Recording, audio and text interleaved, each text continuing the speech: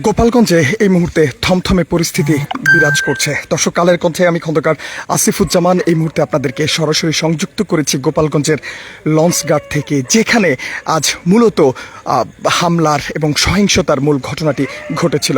দর্শক, এই মুহূর্তে আপনাদেরকে যদি জানিয়ে রাখতে চাই, গোপালগঞ্জ জুড়ে আজ রাত 8টা থেকে কারফিউ জারি করা হয়েছে এবং আগামীকাল সন্ধ্যা 6টা পর্যন্ত এই কারফিউ চলমান থাকবে। এবং দর্শক, আপনাদেরকে যদি একটুখানি জানিয়ে রাখতে চাই, কারফিউর যে বিধিনিষেধ রয়েছে সেই বিধিনিষেধগুলো মেনে চলতে বলা হয়েছে। এবং দর্শক, আপনাদেরকে জানিয়ে রাখি, কারফিউ যদি কেউ লঙ্ঘন করে সেক্ষেত্রে 1 বছরের কারাদণ্ড পর্যন্ত হতে পারে। দর্শক, এই মুহূর্তে আমরা রয়েছি গোপালগঞ্জ লঞ্চ ঘাটে, যেখানে মূলত আজ এই সংঘর্ষের ঘটনা ঘটে, ধাওয়া পাল্টা ধাওয়ার ঘটনা ঘটে। সারাদিনের সেই বিষয়গুলো শেষে এই মুহূর্তে কারফিউ চলমান রয়েছে এবং রাত 8টা নাগাদ কারফিউ শুরু হয় এবং আগামীকাল সন্ধ্যা 6টা পর্যন্ত পরবর্তী নির্দেশ না দেওয়া পর্যন্ত কারফিউ চলমান থাকবে। এবং লঞ্চ ঘাটের চিত্র আপনি যেমনটি দেখতে পাচ্ছেন যে থমথমে একটি পরিস্থিতি বিরাজ করছে। দু একটি রিক্সা আমরা দেখতে পাচ্ছি এবং গণমাধ্যম কর্মীদেরকে আমরা সড়কে দেখতে পাচ্ছি। তাছাড়া অন্যান্যদেরকে এই মুহূর্তে সড়কে দেখা যাচ্ছে না। এবং লঞ্চ ঘাট এলাকা যেটি আপনারা দেখতে পাচ্ছেন, সেখানে যদি আপনারা দেখেন যে সে সময়ে সংঘর্ষে যে সমস্ত বিষয়গুলো ঘটেছে তার যেই ধ্বংস অবশেষ এবং সেগুলো পড়ে আছে এবং বিভিন্ন জায়গায় কিন্তু অগ্নিসংযোগ করা হয়েছিল, সেই বিষয়গুলো আপনারা দেখতে পাচ্ছেন। এবং ট্রাফিক পুলিশ বক্স যেটি রয়েছে লঞ্চঘাট এলাকায়, সেটিও কিন্তু ভাঙচুর করা হয়েছে। এবং আপনারা যদি দেখেন যে সড়কের মধ্যভাগে সড়ক অবরুদ্ধ করার জন্য যে সমস্ত ডিভাইডারগুলো ব্যবহার করা হয়, সেই সমস্ত ডিভাইডারগুলো ব্যবহার করে সেই সড়কগুলো বন্ধ করে দেওয়া হয়েছিল এবং বাস ব্যবহার করা হয়েছিল সড়কগুলো বন্ধ করে দেওয়ার জন্য। এবং এই মুহূর্তে লঞ্চঘাট এলাকায় আপনারা দেখতে পাচ্ছেন যে সংবাদ কর্মীরা তারা সংবাদ সংগ্রহ করছেন। এবং আপনাদেরকে যদি একটুখানি জানিয়ে রাখতে চাই, আজ রাত 8টা থেকে আগামীকাল সন্ধ্যা 6টা পর্যন্ত এই কারফিউ চলমান থাকবে এবং সকলকে পুরো গোপালগঞ্জ এলাকা জুড়ে এই কারফিউর যে আইন রয়েছে সেটি মেনে চলতে বলা হয়েছে। এবং কারফিউ মধ্যে যারা চলাচল করতে পারবে, শুধুমাত্র ইমার্জেন্সি যে বিষয়গুলো আছে সেই বিষয়গুলোকে মাথায় রেখে আইন শৃঙ্খলা রক্ষাকারী বাহিনী, ঔষধ সরবরাহকারী প্রতিষ্ঠানের গাড়ি এবং খাদ্য সামগ্রী যেগুলো জরুরি ভিত্তিতে পরিবহন করা হয়, সেই সমস্ত গাড়ি এবং ঔষধের দোকান এগুলোকে কারফিউর আওতামুক্ত রাখা হয়েছে এবং অন্যথায় সাধারণ চলাচল নিষিদ্ধ করে দেওয়া হয়েছে। আমরা এই মুহূর্তে অবস্থান করছি গোপালগঞ্জের লঞ্চঘাট এলাকায়, সেখান থেকে এই মুহূর্তের চিত্র আপনাদের সামনে তুলে ধরার চেষ্টা করছি। দর্শক, আপনাদেরকে জানিয়ে রাখি যে পৌর যে পার্ক রয়েছে সেই পার্কেই আজ জাতীয় নাগরিক পার্টির জুলাই পদযাত্রার সভা হয়েছে এবং সেখান থেকেই কিন্তু ঘটনার সূত্রপাত হয়েছে এবং সেই ঘটনার পর থেকেই কিন্তু এখানে যে হামলা, ধাওয়া পাল্টা ধাওয়া এবং সংঘর্ষের ঘটনাগুলো ঘটতে থাকে। এবং পরবর্তীতে বিকাল নাগাদ পরিস্থিতি নিয়ন্ত্রণে আনে বাংলাদেশ সেনাবাহিনী, বর্ডার গার্ড বাংলাদেশ এবং আইন শৃঙ্খলা রক্ষাকারী বাহিনীর সদস্যরা। এবং পরবর্তীতে রাত 8টা থেকে আগামীকাল সন্ধ্যা 6টা পর্যন্ত কারফিউ জারি করা হয়েছে। এবং দর্শক, এই মুহূর্তে আপনাদেরকে যদি একটুখানি জানিয়ে রাখতে চাই যে এই কারফিউ কাদের জন্য শিথিল করা হয়েছে আর কাদেরকে মেনে চলতে হবে, সেই বিষয়গুলো আপনাদেরকে একটু জানিয়ে রাখতে চাই।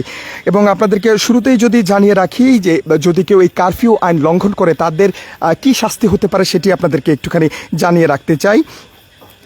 1974 সালের 24(2) ধারা অনুযায়ী 1 বছর পর্যন্ত বা অর্থদণ্ড বা উভয় দণ্ড হতে পারে। এবং যেসব পরিষেবার কারফিউর আওতামুক্ত থাকবে সেগুলো আপনাদেরকে একটুখানি জানিয়ে রাখতে চাই।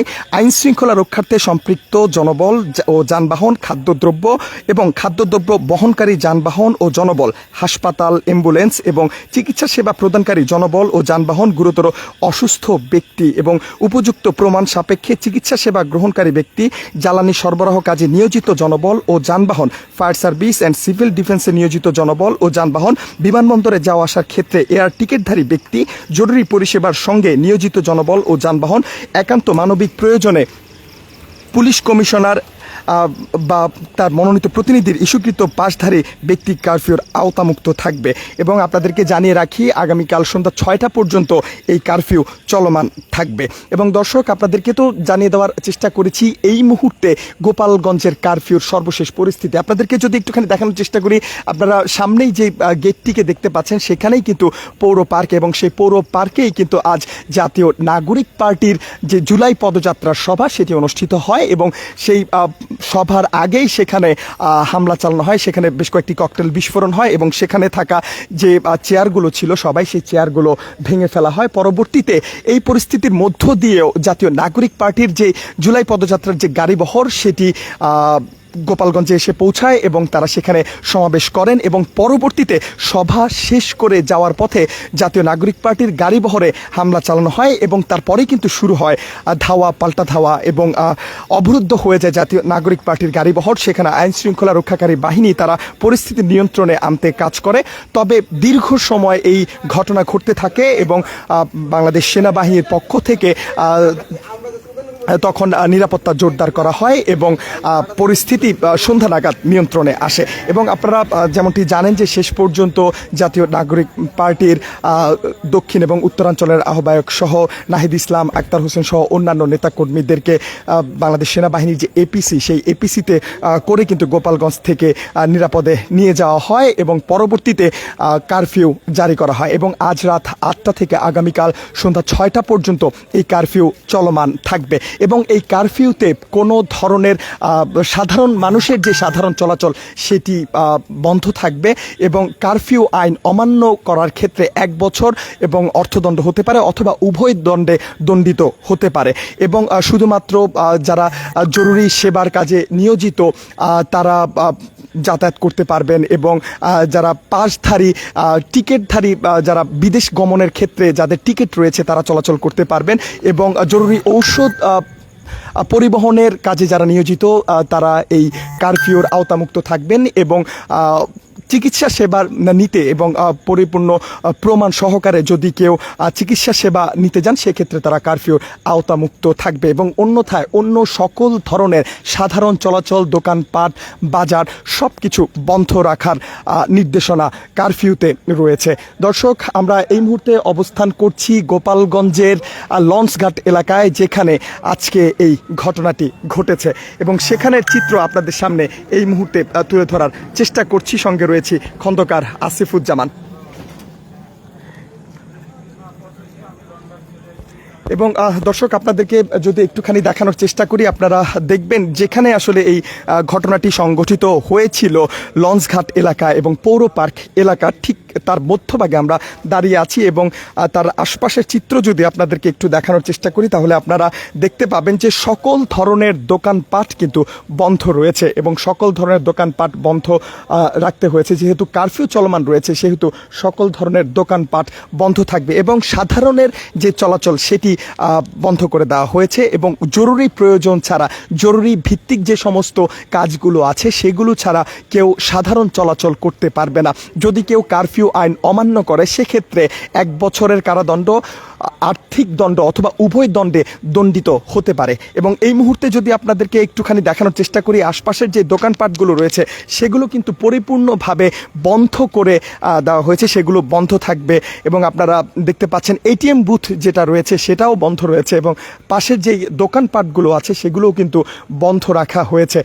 এবং আপনাদেরকে এই মুহূর্তে লঞ্চঘাট এলাকার সর্বশেষ চিত্র আপনাদের সামনে তুলে ধরার চেষ্টা করছি। সঙ্গে রয়েছে খন্দকার আসিফুজ্জামান। আপনারা দেখতে পাচ্ছেন দোকানপাটগুলো বন্ধ, যেহেতু এটা একটি ব্যস্ততম এলাকা এবং মূল স্থান বলা হয় এই লঞ্চঘাট এলাকাকে, এবং সেই এলাকায় এই সময়টাতেও মানুষের চলাচল থাকে। তবে কারফিউ জারি হওয়ার কারণে সাধারণের চলাচল কিন্তু বন্ধ রয়েছে এবং দোকানপাট সম্পূর্ণরূপে বন্ধ রয়েছে।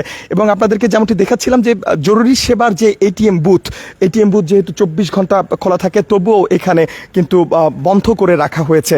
এটিএম বুথের সামনের যে অংশ সেখানে আপনারা দেখবেন যে তালা দিয়ে রাখা হয়েছে এবং শেকল দিয়ে আটকানো রয়েছে।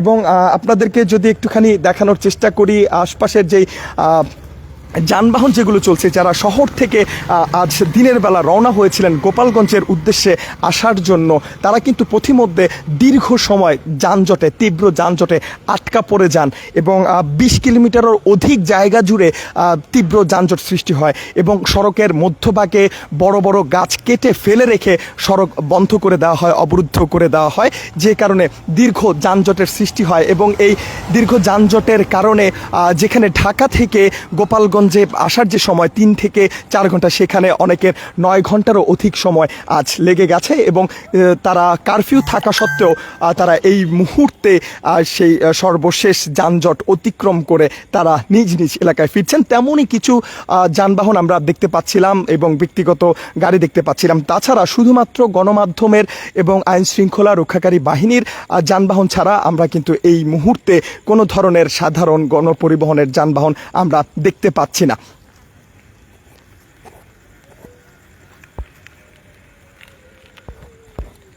এবং এই মুহূর্তের সড়ক আপনারা দেখতে পাচ্ছেন গোপালগঞ্জ এলাকার যে মূল এলাকা, যেখানে আজ জাতীয় নাগরিক পার্টি সভা করেছে এবং যেখানে আজ ঘটনাটি ঘটেছে, সেই স্থানটি আপনারা দেখতে পাচ্ছেন। এবং এই সড়ক জুড়েই কিন্তু আজ দুপুর থেকে বিকেল পর্যন্ত রণক্ষেত্রে পরিণত হয়েছিল। সেই সড়কটি আপনারা দেখতে পাচ্ছেন থমথমে রয়েছে এবং দূরে আপনারা যাদেরকে দেখতে পাচ্ছেন কিছু মানুষ তারা দাঁড়িয়ে আছে, তারা গণমাধ্যম কর্মী, বিভিন্ন সংবাদ মাধ্যমের কর্মীরা তারা সংবাদ সংগ্রহের কাজে এই মুহূর্তে রয়েছেন। যেহেতু এই স্থানটি মূল ঘটনাস্থল, সেহেতু এখানে গণমাধ্যম কর্মীরা এই মুহূর্তে সংবাদ সংগ্রহের জন্য এসেছেন। এবং সড়কে আপনাদেরকে যদি একটুখানি দেখাই তাহলে দেখতে পাবেন যে সড়কের মধ্যভাগে রোড ডিভাইডারের জন্য যে সমস্ত বিষয়গুলো থাকে, যে বস্তুগুলো থাকে, সেগুলো কিন্তু সড়কের মধ্যভাগে ফেলে সড়ক অবরুদ্ধ করা হয়েছিল। এবং যে স্থানটিতে মূল ঘটনা ঘটেছিল সেখানে আমরা দেখতে পাচ্ছি বাস সহ অন্যান্য সরঞ্জাম রাস্তার মধ্যভাগে পড়ে আছে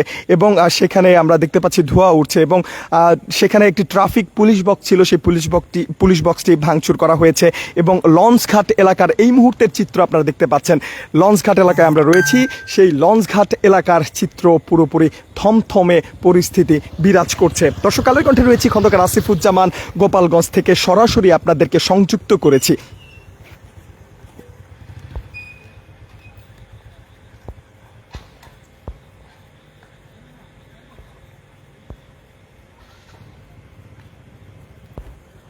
দর্শক, এই মুহূর্তে আমরা রয়েছি গোপালগঞ্জের লঞ্চঘাট এলাকায়, যেখানে মূল ঘটনাটি ঘটেছিল সেখানকার সর্বশেষ চিত্র আপনাদের সামনে তুলে ধরছিলাম। আজ রাত 8টা থেকে আগামীকাল সন্ধ্যা 6টা পর্যন্ত, পরবর্তী নির্দেশ না দেওয়া পর্যন্ত কারফিউ জারি করা হয়েছে এবং কারফিউর সর্বশেষ পরিস্থিতি আপনাদের সামনে তুলে ধরছিলাম এবং এই মুহূর্তে লঞ্চঘাট এলাকার সর্বশেষ চিত্র আপনাদের সামনে তুলে ধরছিলাম। এছাড়াও আপনাদের যদি কোনো কিছু জানার থাকে অবশ্যই কমেন্ট বক্সে আমাদেরকে জানাতে পারেন। আপনার প্রশ্ন আপনি কমেন্ট বক্সে আপনি করতে পারেন, আমরা আপনাদেরকে জানিয়ে দেওয়ার চেষ্টা করব। দর্শক, চাইলে আপনারাও নিজেদের মতামত জানাতে পারেন কমেন্ট বক্সে। মন্তব্যের ঘর খোলা রয়েছে, সেখানে আপনারা চাইলে আপনাদের জানার যেই বিষয় সেই বিষয়টি সেখানে আপনারা লিখতে পারবেন। কোনো কিছু জানার হলে সেখানে আপনারা লিখতে পারবেন, আমরা আপনাদেরকে জানিয়ে দেওয়ার চেষ্টা করব। আমরা রয়েছি গোপালগঞ্জের লঞ্চঘাট এলাকায়, 144 ধারা চলমান রয়েছে, কারফিউ জারি রয়েছে। রাত 8টা থেকে, আজ রাত 8টা থেকে আগামীকাল সন্ধ্যা 6টা পর্যন্ত এই কারফিউ জারি করা হয়েছে। পরবর্তী নির্দেশ না দেওয়া পর্যন্ত এই কারফিউ চলমান থাকবে। এবং আপনাদেরকে যদি জানিয়ে রাখি, কারফিউর যে আইন, সে আইন অনুযায়ী 1974 সালের যে আইন, সেই আইন অনুযায়ী যদি কেউ কারফিউ আইন অমান্য করে সেক্ষেত্রে তার 1 বছরের কারাদণ্ড হতে পারে বা অর্থদণ্ড হতে পারে, অথবা কারাদণ্ড এবং অর্থদণ্ড উভয়ই হতে পারে। এবং সে বিষয়টি সকলকে জানিয়ে দেওয়ার উদ্দেশ্যে এই মুহূর্তে আমরা সংযুক্ত হয়েছি, সেই বিষয়টি আপনাদেরকে জানিয়ে দিলাম। এবং জরুরি ভিত্তিতে যে সমস্ত বিষয়গুলোকে শিথিল রাখা হয়েছে, চিকিৎসাজনিত বিষয়ে, প্রমাণ সাপেক্ষে তাদের বিষয়ে কারফিউ শিথিল থাকবে। খাদ্যদ্রব্য, জরুরি খাদ্যদ্রব্য পরিবহনকারী যে সমস্ত যানবাহন, সেগুলো এই কারফিউর আওতামুক্ত থাকবে। আইন শৃঙ্খলা রক্ষার কাজে যারা নিয়োজিত তাদের এই কারফিউর আওতামুক্ত থাকবে এবং ফায়ার সার্ভিস এবং সিভিল ডিফেন্সের যে কাজ এবং তাদের যানবাহন এবং জনবল এই কারফিউর আওতামুক্ত থাকবে। এবং দর্শক, এই হচ্ছে গোপালগঞ্জ লঞ্চঘাট থেকে সর্বশেষ পরিস্থিতি আপনাদেরকে জানিয়ে দেওয়ার চেষ্টা করলাম। এছাড়াও আপনাদের যদি কোনো কিছু জানার থাকে সেক্ষেত্রে কমেন্টস বক্সে আপনারা আপনাদের প্রশ্ন লিখে জানাতে পারেন, আমরা সেগুলো আপনাদের সামনে তুলে ধরার চেষ্টা করব।